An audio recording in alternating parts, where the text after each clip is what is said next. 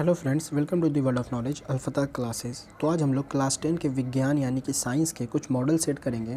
इसमें 80 क्वेश्चन रहेंगे जो कि अक्सर एग्ज़ाम में पूछे जाते हैं और ये एग्ज़ाम के पॉइंट ऑफ व्यू से बहुत ज़्यादा क्या है इम्पोर्टेंस रखते हैं। तो आइए पहले क्वेश्चन से क्वेश्चन को स्टार्ट करते हैं। तो सबसे पहला क्वेश्चन है हमारा, सभी अम्ल जल में घुलकर प्रदान करते हैं। तो क्या प्रदान करते हैं? तो इसका सही आंसर हो जाएगा ऑप्शन नंबर ए यानी कि H+ आयन। क्वेश्चन नंबर 2 जाने से पहले मैं इसका कलर चेंज कर लेता हूँ। क्वेश्चन नंबर 2 है हमारा, निम्नलिखित यौगिक में कौन दुर्बल अम्ल है? तो इसका सही आंसर हो जाएगा ऑप्शन नंबर बी यानी कि CH3COOH। मैं क्वेश्चन पढ़ूंगा और उसका डायरेक्ट आंसर बोलूँगा ताकि आप उसको याद कर लें। क्वेश्चन नंबर 3 है हमारा, सिल्वर आयोडीन का रंग कैसा होता है? तो इसका सही आंसर हो जाएगा ऑप्शन नंबर सी यानी कि पीला रंग का होता है। क्वेश्चन नंबर 4 है, सबसे कठोर प्राकृतिक पदार्थ है। तो कौन सा सबसे कठोर प्राकृतिक पदार्थ है? तो इसका सही आंसर हो जाएगा ऑप्शन नंबर सी यानी कि हीरा। क्वेश्चन नंबर 5 है, कार्बन के कितने रवादार अपरूप हैं? तो इसका सही आंसर हो जाएगा ऑप्शन नंबर बी यानी कि 2। क्वेश्चन नंबर 6 है हमारा, क्वेश्चन नंबर 6, जिंक ब्लेड किस धातु का अयस्क है? जिंक ब्लेड जो है वो किस धातु का अयस्क है? तो इसका सही आंसर हो जाएगा ऑप्शन नंबर बी यानी कि Zn का। ऑप्शन बी कुछ सही आंसर है। क्वेश्चन नंबर 7 है हमारा, यहाँ पर दिख नहीं रहा कि ये कट गया है। क्वेश्चन नंबर 8 की तरफ आते हैं, इसको छोड़ देते हैं। क्वेश्चन नंबर 8 है हमारा, एल्काइन का सामान्य सूत्र है। तो एल्काइन का सामान्य सूत्र क्या होता है? तो इसका सही आंसर हो जाएगा ऑप्शन नंबर सी यानी कि CnH2n-2।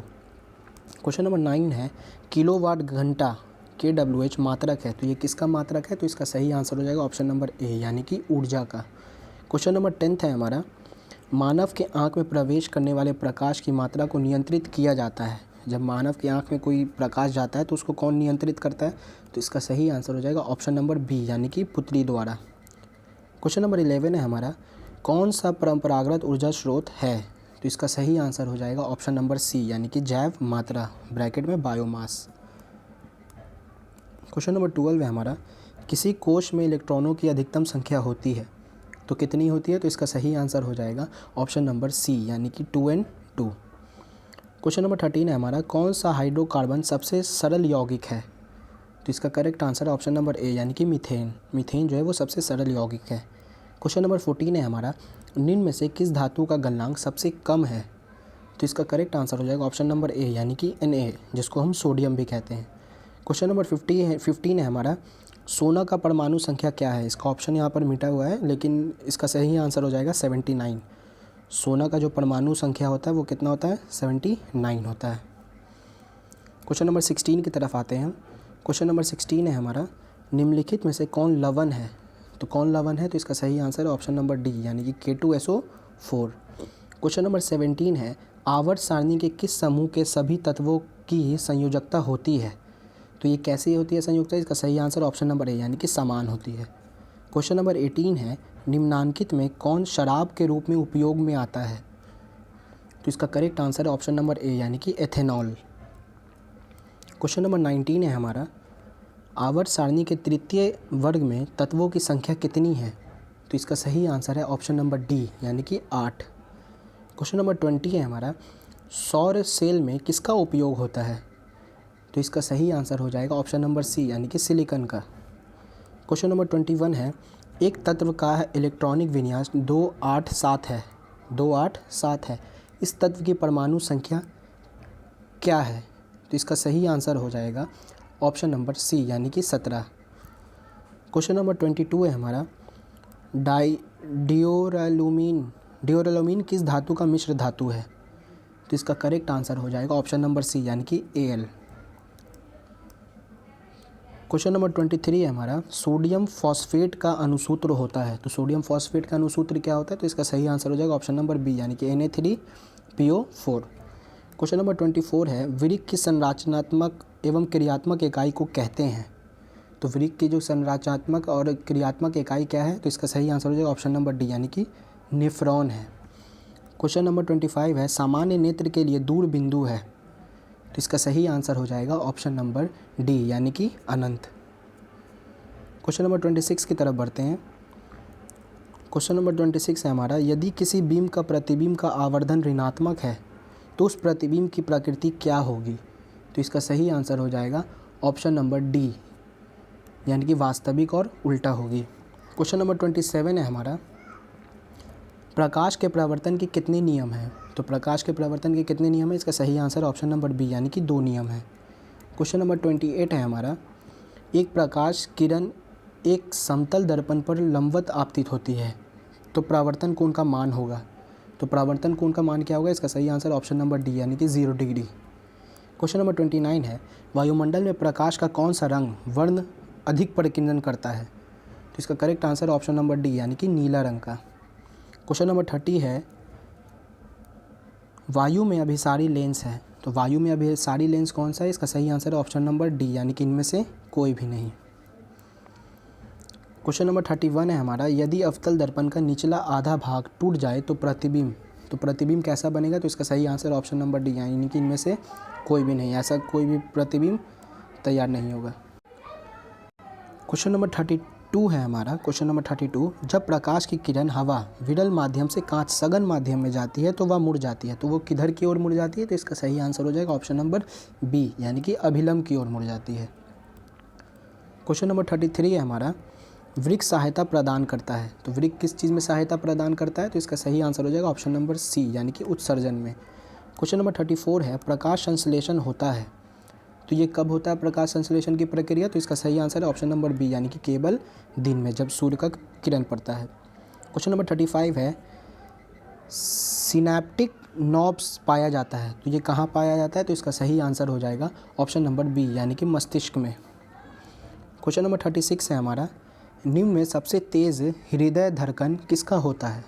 तो सबसे ज़्यादा तेज़ जो दिल धड़कता है वो किसका धड़कता है? तो इसका सही आंसर हो जाएगा ऑप्शन नंबर सी, यानी कि चूहा का। क्वेश्चन नंबर 37 है, कोशिकीय ईंधन निम्न में से कौन है? तो इसका करेक्ट आंसर हो जाएगा ऑप्शन नंबर बी, यानी कि ग्लूकोज। क्वेश्चन नंबर 38 है, एटीपी में फॉस्फेट की संख्या कितनी होती है? तो फॉस्फेट की संख्या कितनी होती है एटीपी में? तो इसका सही आंसर हो जाएगा ऑप्शन नंबर सी, यानी कि 3 होती है। क्वेश्चन नंबर 39 की तरफ आते हैं हम लोग। क्वेश्चन नंबर 39 है हमारा, निम्नलिखित में कौन मनुष्य का एक उत्सर्जी अंग नहीं है? तो इसका करेक्ट आंसर हो जाएगा ऑप्शन नंबर बी, यानी कि वृक्क। क्वेश्चन नंबर 40 है हमारा, हमको ये क्वेश्चन ऐसा लग रहा है 39 नंबर जो क्वेश्चन है ये थोड़ा मिस प्रिंट हो गया, क्योंकि एक उत्सर्जी अंग नहीं के जगह पर होना चाहिए कि निम्नलिखित में से कौन मनुष्य का एक उत्सर्जी अंग है, लेकिन यहाँ पर क्या दे दिया? नहीं, क्योंकि वृक्क जो है वो उत्सर्जन ही करता है, तो यहाँ पर नहीं होना चाहिए हमको जैसा लग रहा है, ये मिस प्रिंट क्वेश्चन है। क्वेश्चन नंबर 40 है हमारा, सबसे छोटा आंत स्रावी ग्रंथ है, तो इसका सही आंसर हो जाएगा ऑप्शन नंबर सी, क्योंकि पीनियल इसका आंसर हो जाएगा option number C. Question number 41 है हमारा, पौधे के वायवीय भागों में जल का स्टोमाटा द्वारा बाह्य के निष्कासन कहलाता है, वाष्प के निष्कासन कहलाता है, तो इसका सही आंसर हो जाएगा ऑप्शन नंबर सी, यानी कि उत्सर्जन कहलाता है ये। क्वेश्चन नंबर 42 है हमारा, बाघ उपभोक्ता है, तो इसका करेक्ट आंसर हो जाएगा ऑप्शन नंबर बी, यानी कि द्वितीय पोषी स्तर का। क्वेश्चन नंबर 43 है, मानव का उद्भव स्थान है, तो इसका सही आंसर हो जाएगा ऑप्शन नंबर सी, यानी कि अफ्रीका।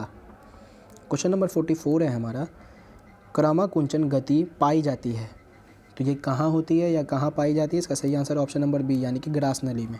क्वेश्चन नंबर 45 है हमारा, खुला परिवहन तंत्र पाया जाता है, तो कहाँ खुला परिवहन तंत्र पाया जाता है? तो इसका सही आंसर ऑप्शन नंबर सी, यानी कि मनुष्य में।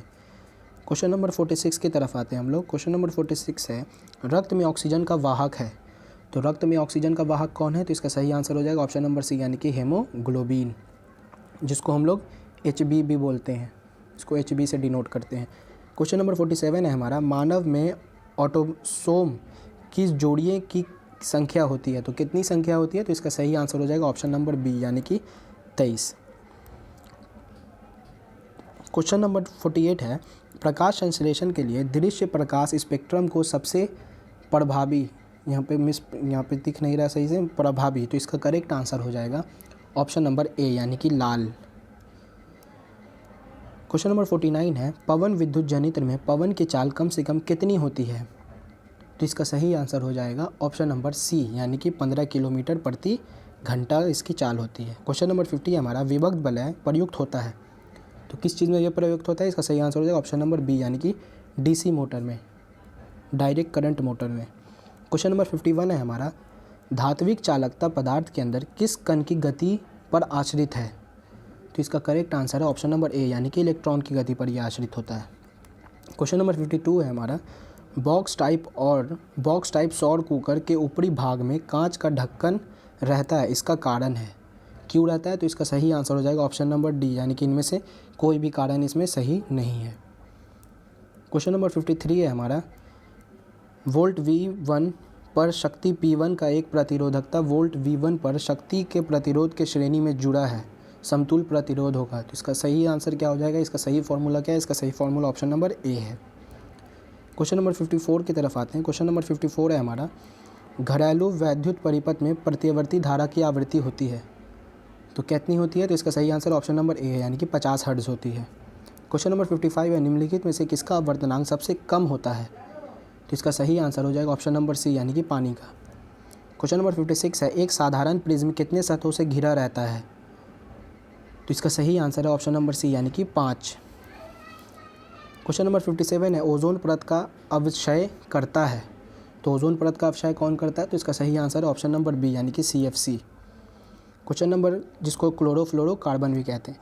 क्वेश्चन नंबर 58 है, निम्नलिखित जीवों में किसमें अलैंगिक जनन मुकुलन द्वारा होता है? तो मुकुलन द्वारा अलैंगिक जनन किसमें होता है, कौन से जीव में? तो इसका सही आंसर हो जाएगा ऑप्शन नंबर डी, यानी कि ईस्ट में। क्वेश्चन नंबर 59 है, पादप हार्मोन का एक उदाहरण है, तो पादप हार्मोन का उदाहरण कौन सा है? तो इसका सही आंसर है ऑप्शन नंबर ए, यानी कि IAA। क्वेश्चन नंबर 60 की तरफ आते हैं हम लोग। क्वेश्चन नंबर 60 है हमारा,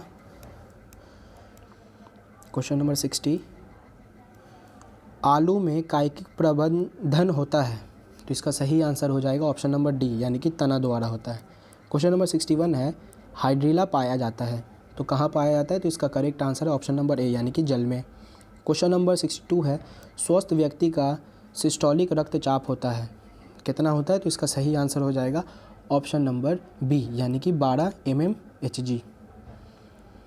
क्वेश्चन नंबर 63 है हमारा। क्वेश्चन नंबर 63, उभयलिंगी जीव का उदाहरण है, तो उभयलिंगी जीव का उदाहरण कौन है? इसका सही आंसर ऑप्शन नंबर ए, यानी कि हाइड्रा।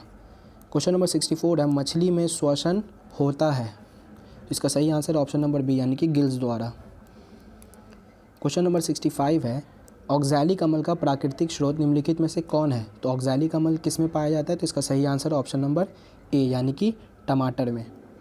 क्वेश्चन नंबर 66 है, प्रोपेन का आणविक C4H8 सूत्र है, इसमें किसका सही सूत्र है? तो इसका सही आंसर हो जाएगा ऑप्शन नंबर डी, यानी कि 10 संयोजक आबंध है। क्वेश्चन नंबर 67 है हमारा, ओजोन परत किस हानिकारक विकिरण से पृथ्वी को सुरक्षा प्रदान करती है?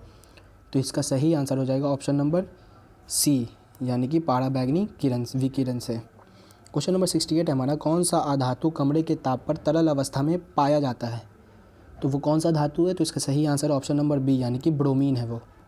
क्वेश्चन नंबर 69 है, निम्नांकित में कौन उपधातु है? तो उपधातु की श्रेणी में कौन आता है? तो इसका सही आंसर ऑप्शन नंबर डी, यानी कि AS है इसमें। क्वेश्चन नंबर 70 है, CaCO4 CaO + CO2 किस प्रकार की अभिक्रिया है? तो ये किस प्रकार की अभिक्रिया? इसका correct answer option number A, यानी कि वियोजन अभिक्रिया है।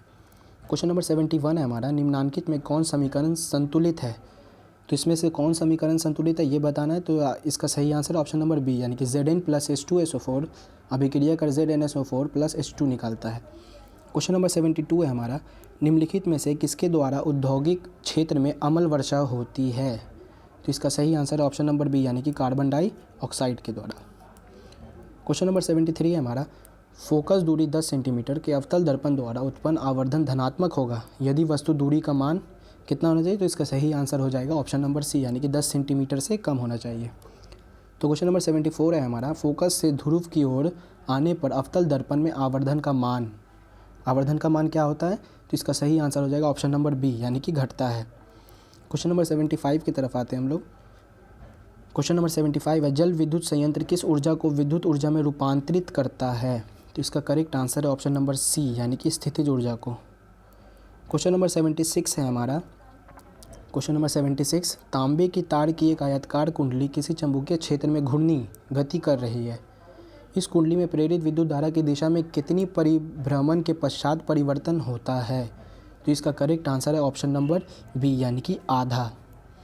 क्वेश्चन नंबर 77 की तरफ आते हैं। क्वेश्चन नंबर 77 है हमारा, एक अवतल दर्पण के प्रधान अक्ष पर चलती चींटी का प्रतिबिंब सीधा है तथा बढ़ता जा रहा है, चींटी की गति की दिशा क्या होगी ये बताना है। तो इसका सही आंसर हो जाएगा ऑप्शन नंबर सी यानी कि ध्रुव से फोकस की ओर वो बढ़ती जा रही है। क्वेश्चन नंबर 78 है हमारा, आँख के लेंस की वक्रता त्रिज्या को नियंत्रित करता है। तो आँख के लेंस की वक्रता त्रिज्या को कौन नियंत्रित करता है? तो इसका सही आंसर है ऑप्शन नंबर डी यानी कि पक्षमावी मांसपेशियाँ। क्वेश्चन नंबर 79 है हमारा, कुछ बादलों का रंग उजला क्यों होता है? तो इसका सही आंसर ऑप्शन नंबर सी यानी कि अवशोषण के कारण कुछ बादलों का रंग जो होता है वो उजला होता है। क्वेश्चन नंबर 80 है हमारा, प्रतिरोध का एसआई मात्रक होता है। तो प्रतिरोध का एसआई मात्रक क्या होता है? तो इसका सही आंसर है ऑप्शन नंबर डी यानी कि इनमें से कोई भी नहीं, क्योंकि ओजोन दे रहा है, हाइड्रोजन दे रहा है और ऑक्सीजन दे रहा है, जिसमें से इसका सही आंसर हो जाएगा इनमें से कोई भी नहीं। तो यहाँ पर हमारा पूरा 80 गेस क्वेश्चन हमारा डील होता है। अगर आपको वीडियो पसंद आ रहा है, वीडियो को लाइक कीजिए और शेयर कीजिए, और इस जितना भी क्वेश्चन किया गया है एपिसोड 1 में आप उसको अच्छी तरीके से याद कर लीजिए, ताकि अगर एग्ज़ाम में क्वेश्चन आए तो आप उसको आसानी के साथ हल कर लें। तब तक के लिए अपना ख्याल रखें, अच्छे से पढ़ें और आगे बढ़ें। Take care, bye.